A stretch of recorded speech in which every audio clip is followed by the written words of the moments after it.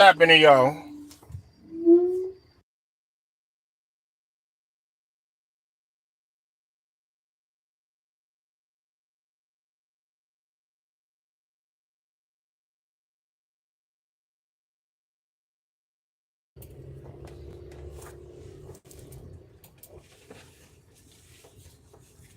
All right, what's up? What's up? Okay, let's get right into this thing. All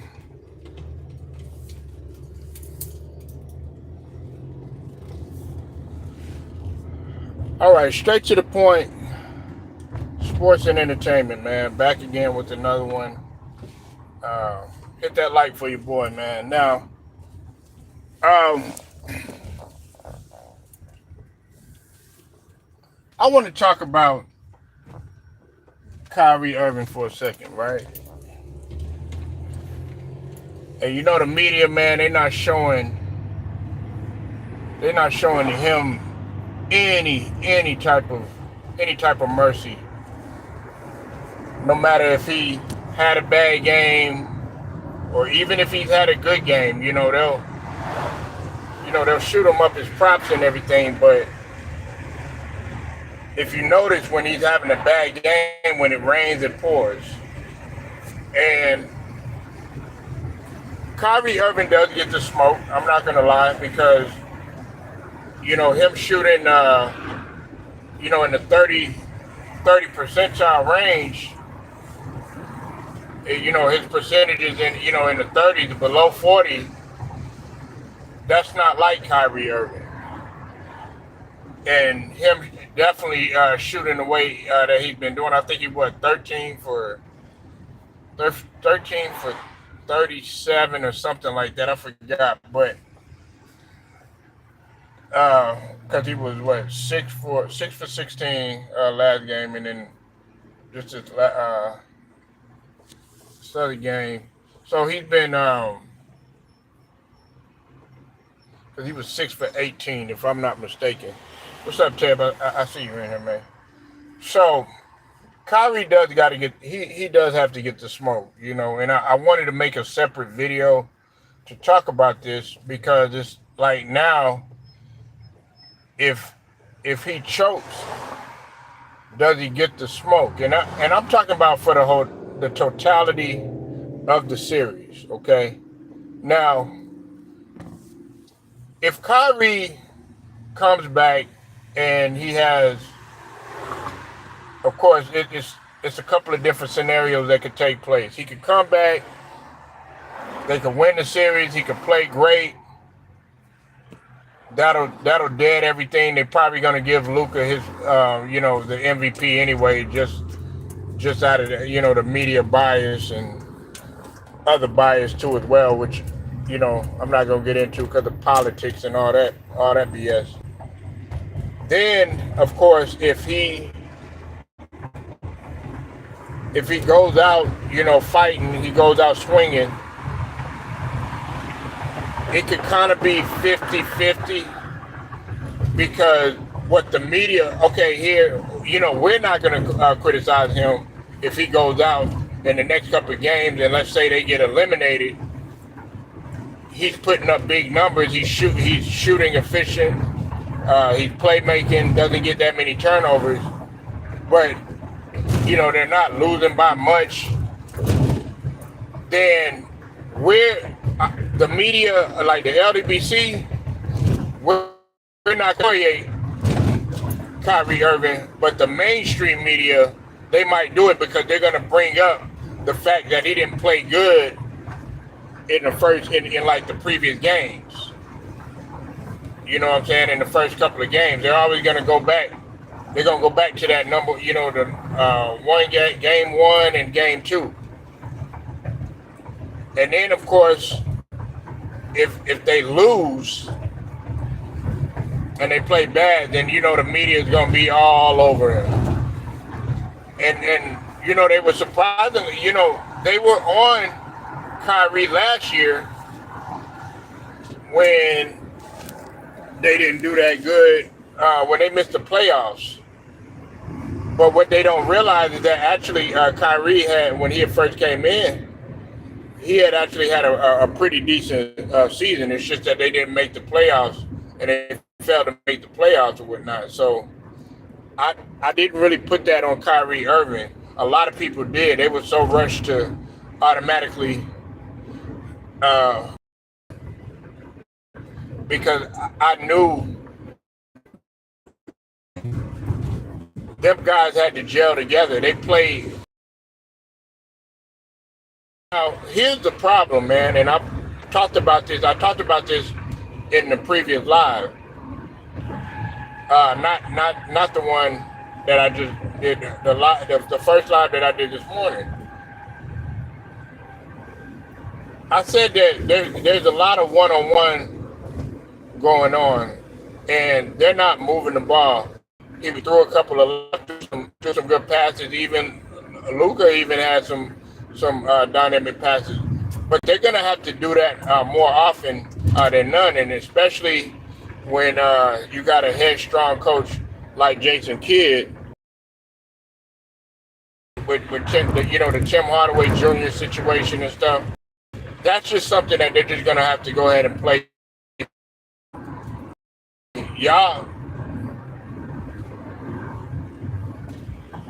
are not here just for no reason. Y'all made it here for a reason. And now that you're on this big stage, this is Kyrie's opportunity to really show people what he's capable of. What's up with it, Cottage? I see you in the building, man. Go sub to Cottage, man. You said J Kid holds too many grudges. Yeah, that's what the homie Ticket was saying too. I've said that too. I think the Christian Woods situation. I think that right there. I was very disappointed in J Kid about that. Now, with the situation that went on in Brooklyn and the situation that went on in Milwaukee, I'm not gonna, that right there, those situations right there, that had to do with people criticizing his style of coaching. Okay, that had to do with people criticizing his style of coaching. Hey, Kid, man, is one of those type of coaches where if he's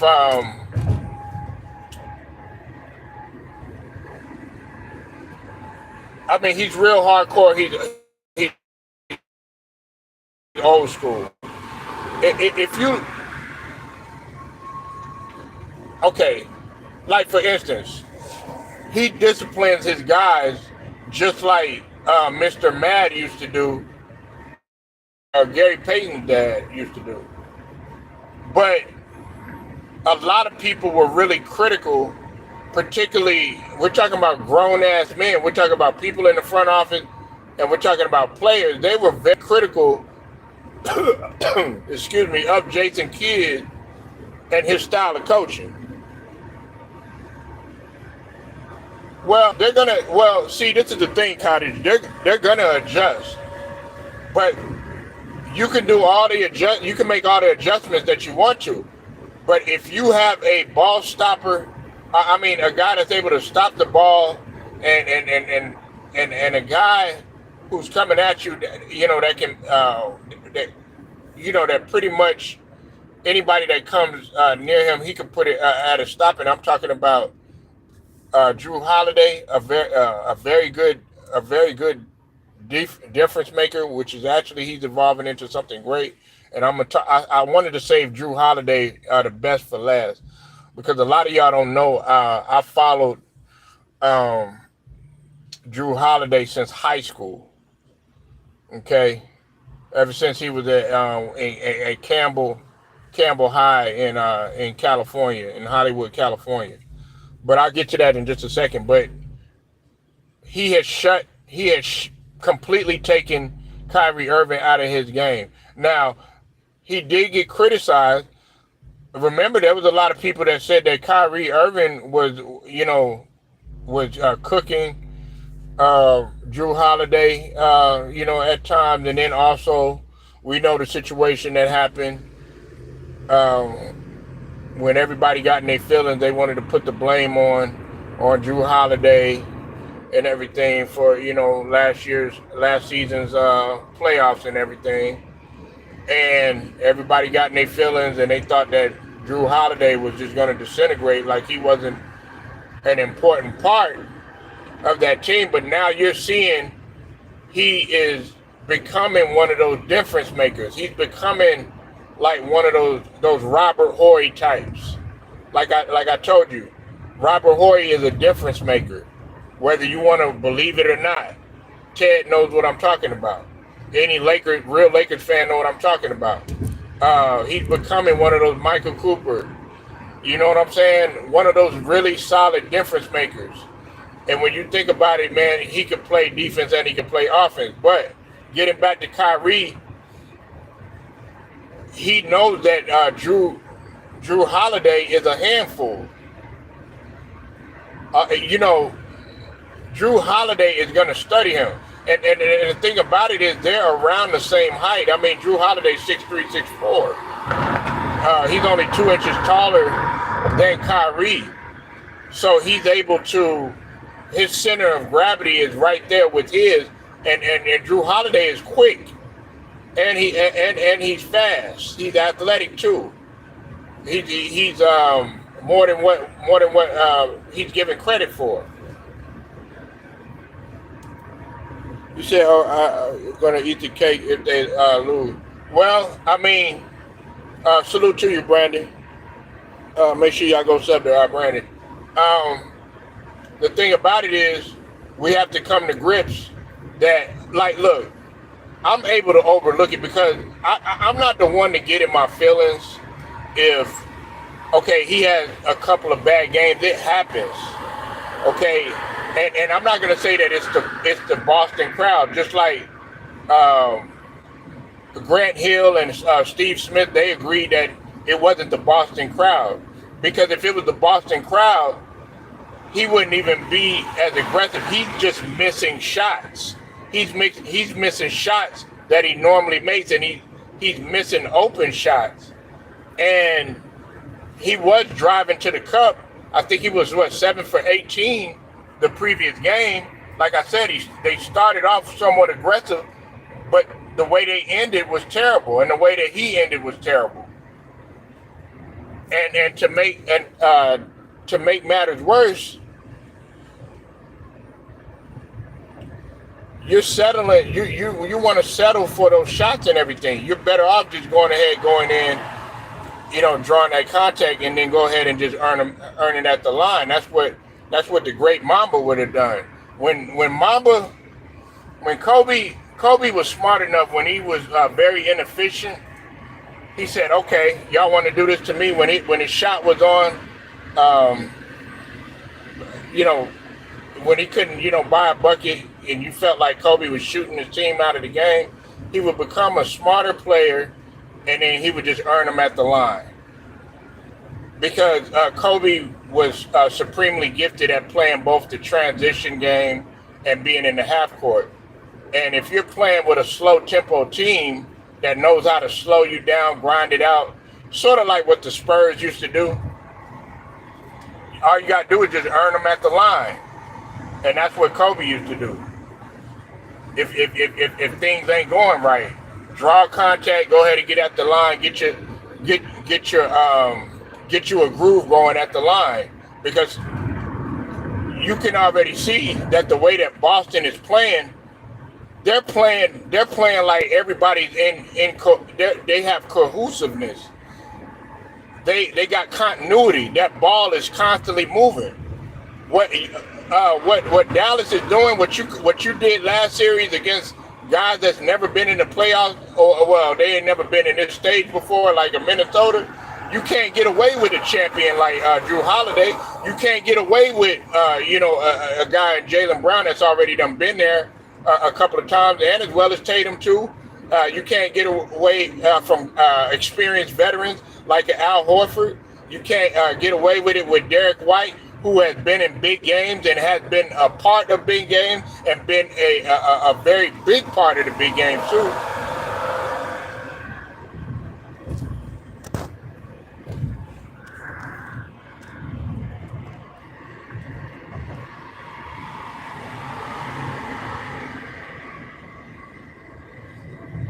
You said, to be fair, the Dallas Mavericks have to play both ends of the court, but well, they do. They do. I've said that, but we also got to understand that Derek Lively. Look, I'm not making a ton of excuses. I don't want to make a ton of excuses, but Derek Lively is, you could tell he's not himself. Tim Hardaway Jr. I'm probably gonna make a separate video for that when it comes to Tim Hardaway Jr. because Jason Kidd, man, he could get the smoke too if the Mavericks end up losing because of him holding a personal vendetta against Tim Hardaway Jr.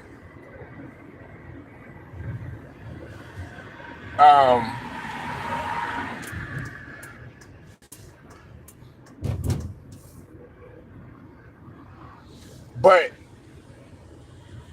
Kyrie, he's got to get the smoke. He's got to play better, and he's got to shoot better. He's got to be better, offensively. But that's been another thing that's been kind of critical. I was critical of Kyrie on this right now. What I'm about to say, it's like, what can you do other than scoring? See, that's what I mean right there, and like Kyrie is making my point with a lot of these players, like Anthony Edwards, right? Anthony Edwards, if you notice, he was playing horrible sometimes offensively, but what would he make up for it? He would make up for it by rebounding, playing defense, occasional playmaking. What can you do besides scoring? If you can't score, what else can you do? If you can't be a magician with the ball, what else can you do?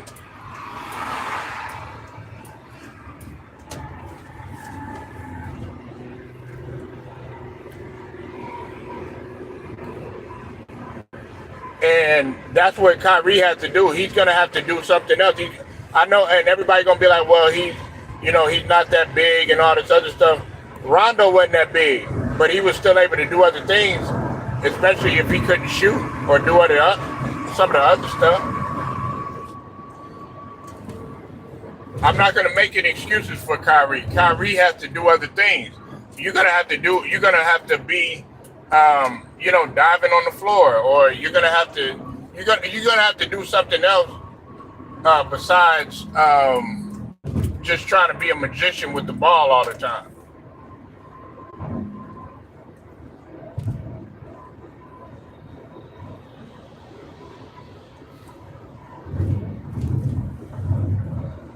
You said Irving, in my opinion, has to play defense. Yeah, he does.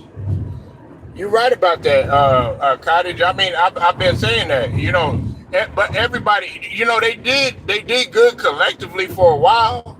They both, one of the teams, they really didn't shoot all that great. Neither one of them.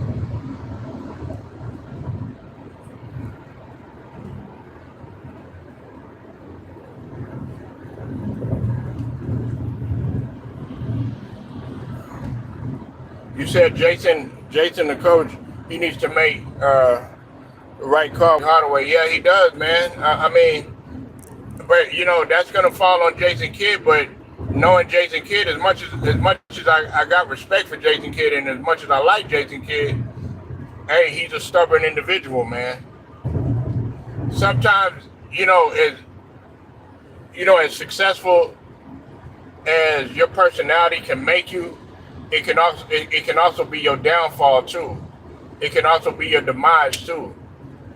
And I wouldn't want that to happen with Jason Kidd. He needs to play some of those other guys that are on the bench. That's a good point that the brother Turov for TV he brought up too. Shout out to Turov for TV.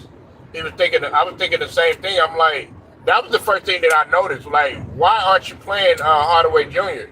And see, that's what his father was saying. He can't never get into rhythm, or could never get into the rhythm, especially in the season and stuff, because all you're doing is giving Luka all the touches and stuff.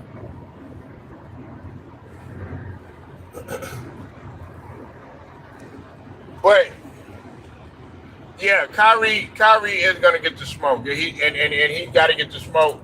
I mean, we support Kyrie. Don't get me wrong, but we're just talking about basketball here, and it all comes back to basketball.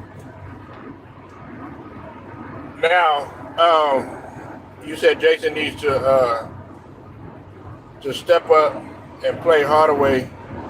Yeah, he does. I know. Hey, man, Cottage, we all been saying it, man. We all been saying it. Like, you've been saying it. I've been saying it. Everybody that knows basketball have been saying it.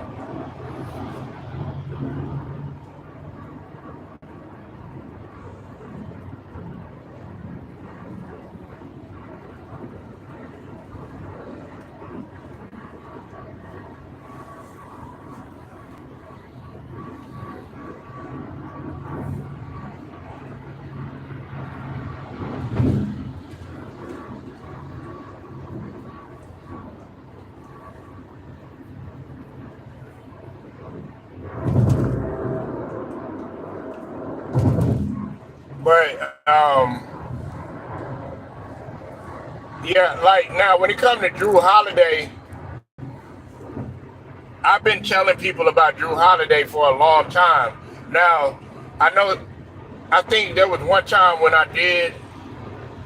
I think I had a couple people that tried to, come up and tell me that Jrue Holiday was a superstar. No, he's a very good player, man, and he's becoming great, and he's becoming a difference maker on each team that he plays for.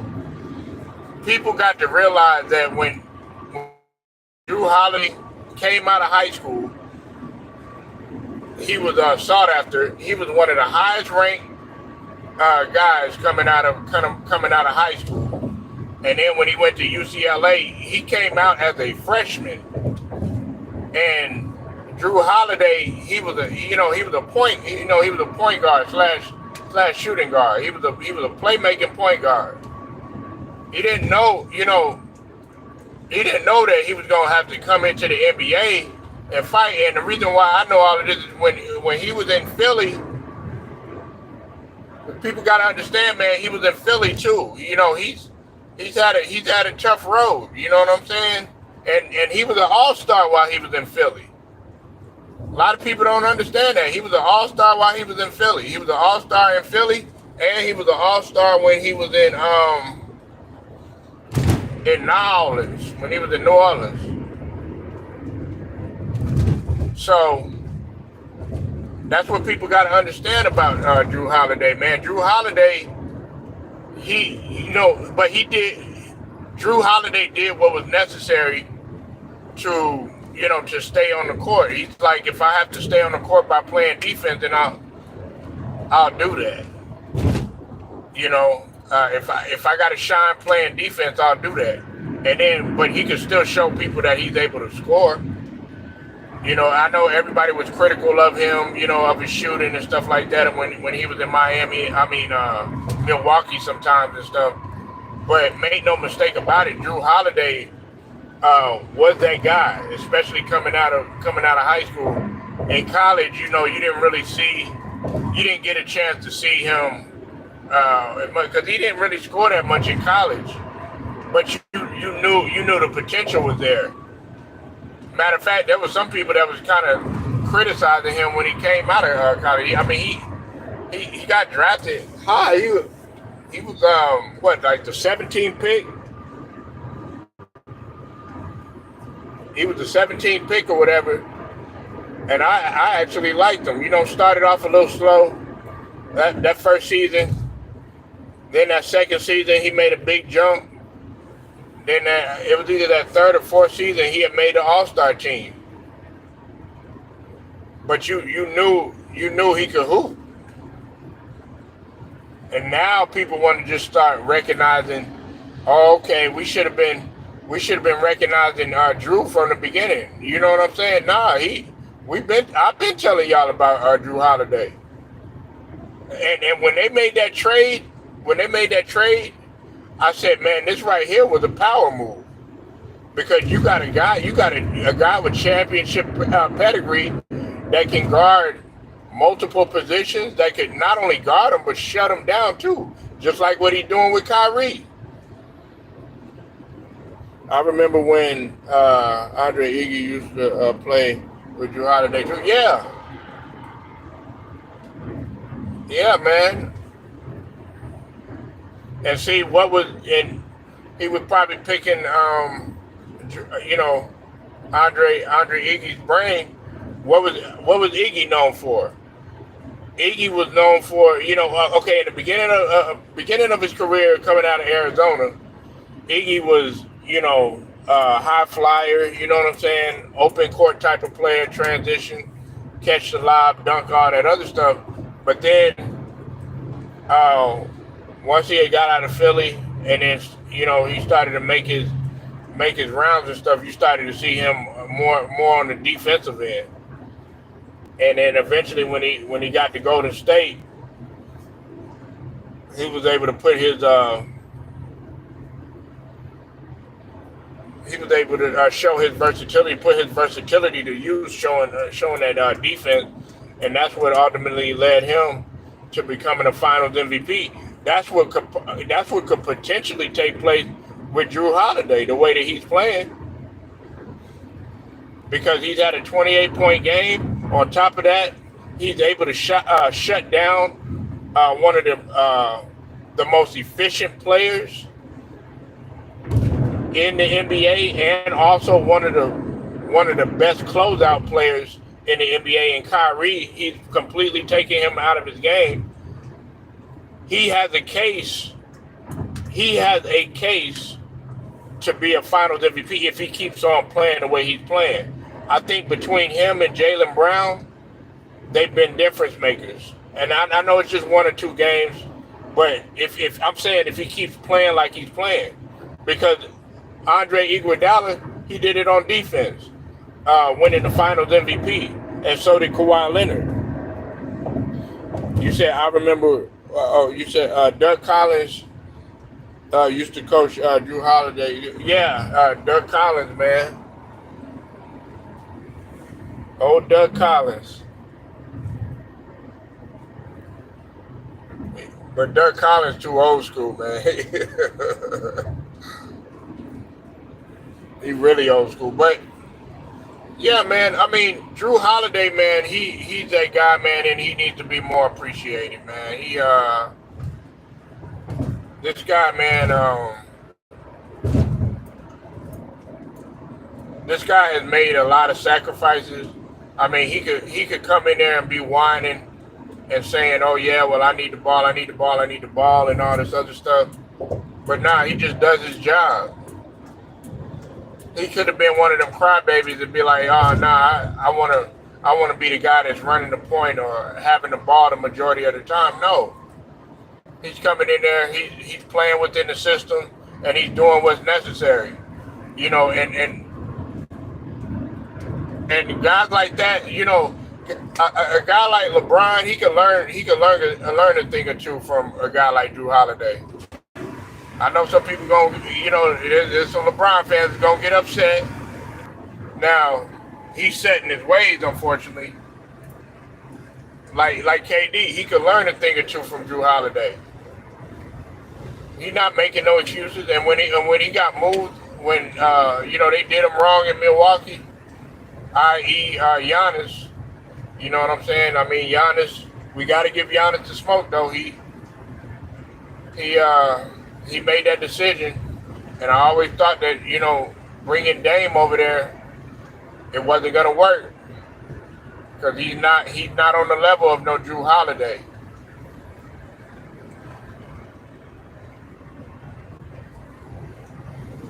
It just was not going to work.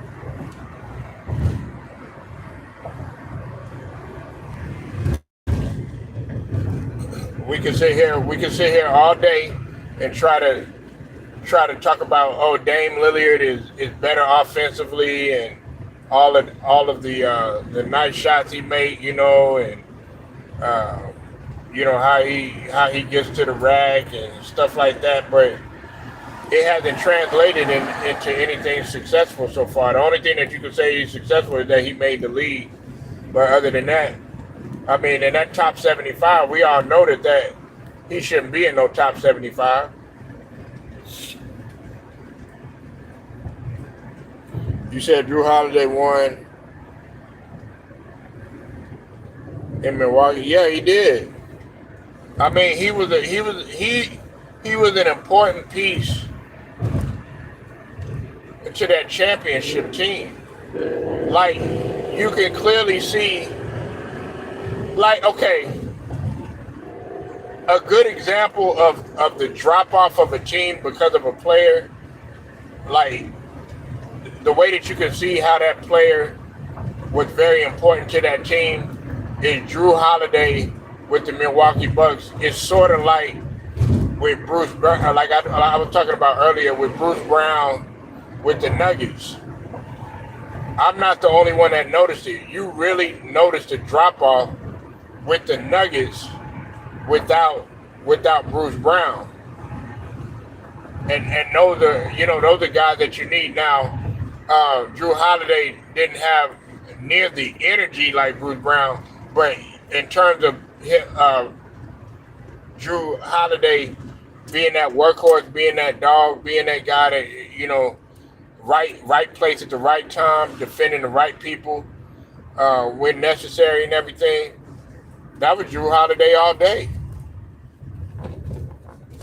I mean, that was Bruce Brown all day. And that's what Jrue Holiday does.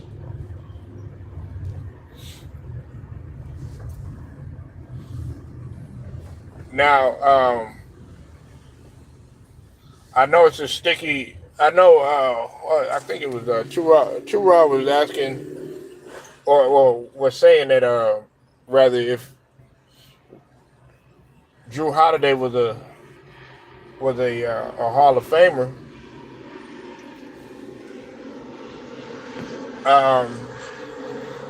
Yeah, in my book, he would be a Hall of Famer. And I've always said this, but a lot of people, they don't agree with me. If you were to put Jrue Holiday in there, man, then you got to put a guy like Robert Horry in there. You got to put like guys like that in there, because just like when they say,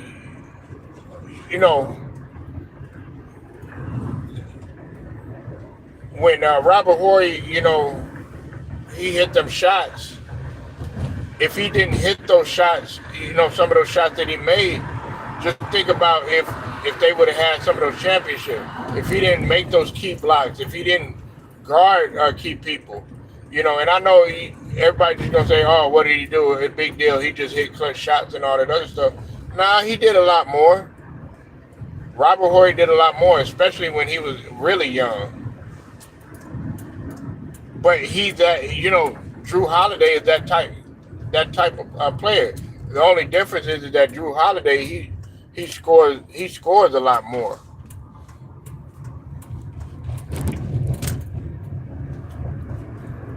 And then on every team that he goes to, they're competing. They're contenders. Every team that he goes to, they're contenders. That was the same thing for Robert Horry. Every team that he went to, they were contenders and they were winning. And not only were they winning, they were repeating and they were three-peating. With the exception of the Spurs. But he won multiple titles with the Spurs. You know what I'm saying? I remember when Robert Horry won in LA with Shaq and Phil. Yeah. They had a dynamic team, man. But why was that team so successful? Because they they had role players that understood their role. See, and see, back then you had specialists. You had 3-point specialists. You had guys that specialized in defense. You had guys, that would committed. You had your main scorer, maybe at most, at best, maybe two superstars, sort of like that. Kobe and Shaq. You had your spot up shooter. You know what I'm saying? You had your glue guys. You had your hustle guys. You had guys that just came in there just to rough everybody up. You know what I'm saying? Just grind it out guys. But now everybody wants to be. They want to be the ball handler. They want to be the point guard. They want to be the shooter. They they want to be the one that's athletic. And it's like, dog, you need to stay in your place.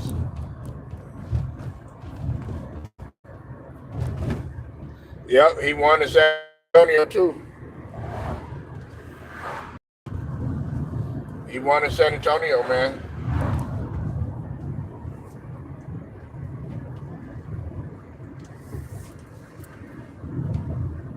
I will always say, and so there's some people that disagree with me that Robert Horry shouldn't be in the Hall of Fame. I'm cool with that.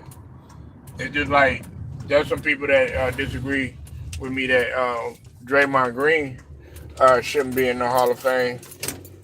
Uh, but I think he should. You know what I'm saying?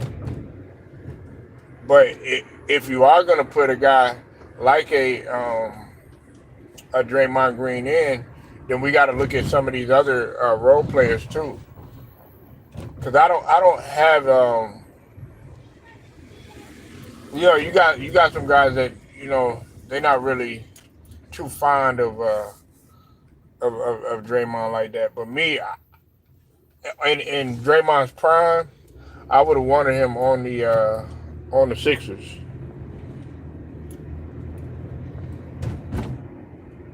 I would have loved to have him on the Sixers, man. Not as the main guy, but as the guy that could do a lot of things.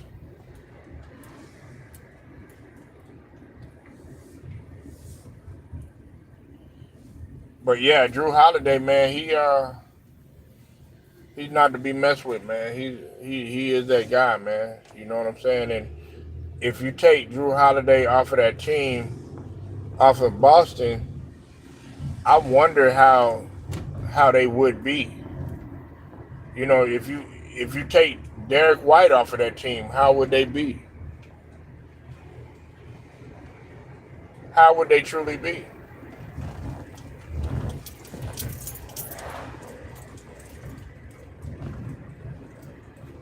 So, nah, that's all I was